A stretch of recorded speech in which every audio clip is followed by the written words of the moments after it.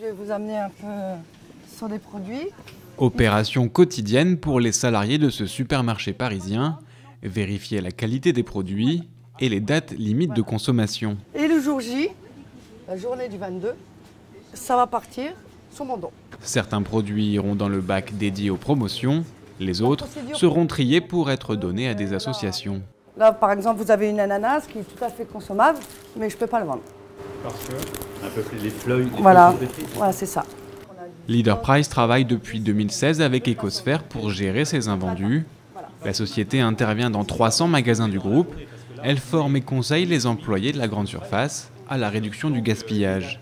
C'est ça aussi qui intéresse nos partenaires comme Leader Price, c'est de s'ancrer en fait dans des démarches qui, à partir de la visibilisation du gaspillage et des process qu'on met en place, des diagnostics qu'on réalise, va permettre d'améliorer l'offre et l'approvisionnement, de réduire petit à petit tous les facteurs de gaspillage avec nous pour aboutir finalement à des volumes de produits invendus et invendables, des surplus quasiment incompressibles pour les orienter, par exemple vers des acteurs de la solidarité, améliorer leur approvisionnement et avoir un impact social et environnemental à la fois. C'est le bon de sortie en fait. C'est ça.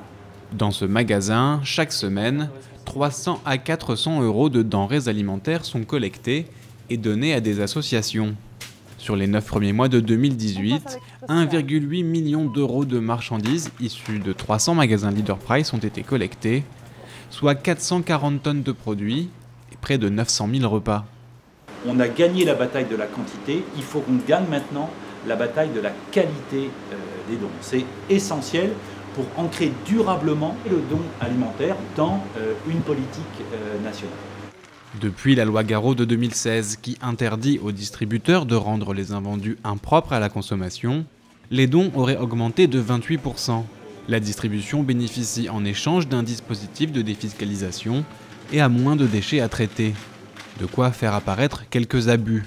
On a des dispositifs qui sont plus ou moins performants et de qualité et des dispositifs qui, peu ou prou, peuvent s'apparenter à du gaspillage-washing.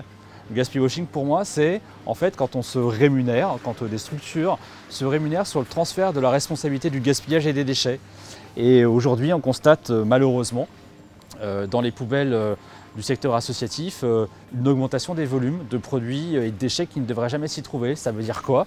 Ça veut dire que parfois, de manière non marginale, il y a des produits considérés comme éligibles aux dons qui ont été transmis à ces acteurs et qui en fait ne sont pas du tout éligibles aux dons.